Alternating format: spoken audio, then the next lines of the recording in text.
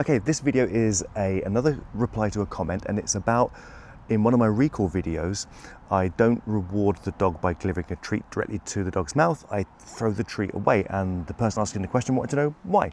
So the real answer to it is I do both in different situations, depending on the energy of the dog or what I'm training.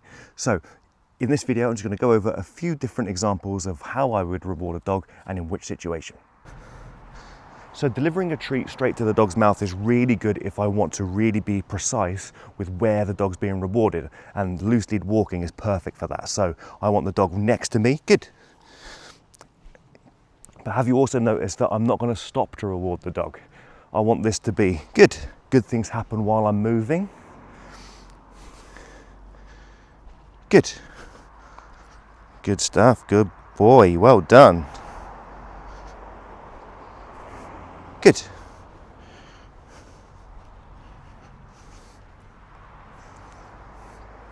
Really nice. Now I might drop my food on the floor if I've got a dog that jumps up quite a lot, especially when we're teaching puppies to start with.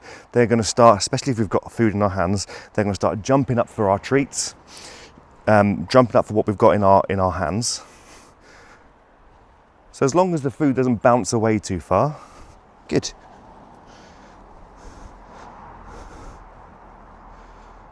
And there we go. Unfortunately now, we've stopped. And the dog might think that he's being rewarded for stopping. Good. But feeding from the hand,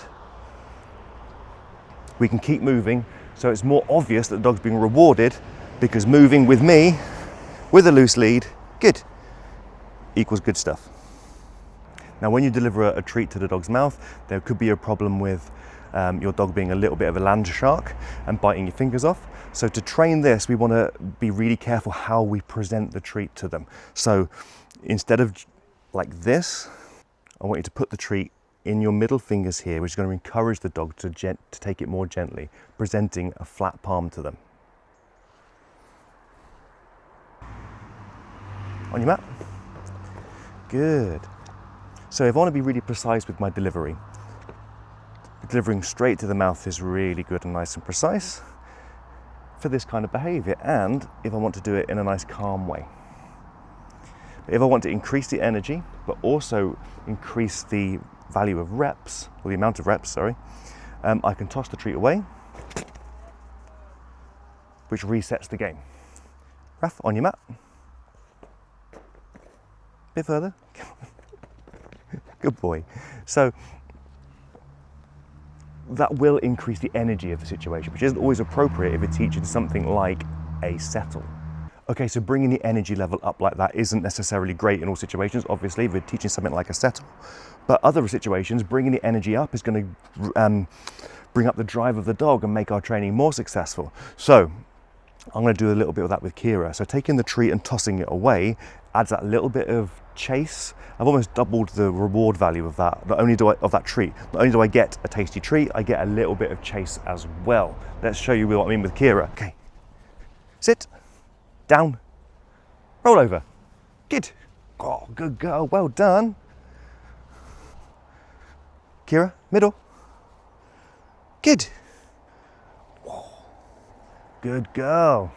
Okay, so another way to bring up the energy in your reward delivery is to get your dog to catch it. Now, not all dogs will do this, but if your dog is a catcher, there's another way to increase the value of that reward. Ready, good.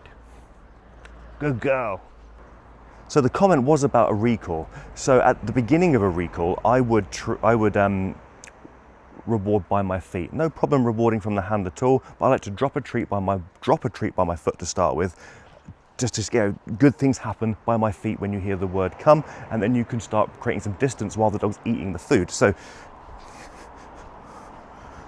come, good girl. Come, good girl.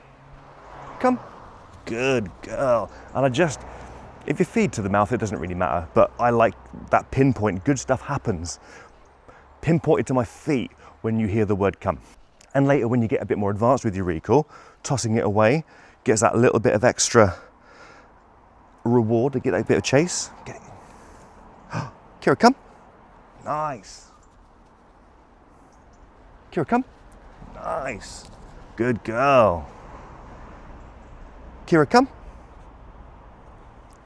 Nice. But I'm only throwing the treat once she's got here. She might start predicting and staying away if she thinks I'm going to throw another treat. I'm only going to throw this when she gets here. Kira, come. Good.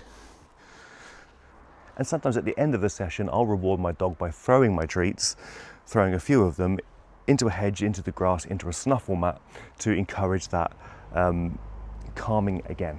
So I've got my dog up with his energy. I want to bring my energy down, and I'm just going to take some treats, throw it into the hedge, and I'm going to say the word finish. And the word finish, when used, when practiced, means no more treats available, training's over. Come on, finish. Okay, so let me know your preferred treat delivery method. Remember, we are dealing with food today, but food isn't the only reward for our dogs. We can use toys, we can use life rewards, and I'll go into that in another video if you want me to.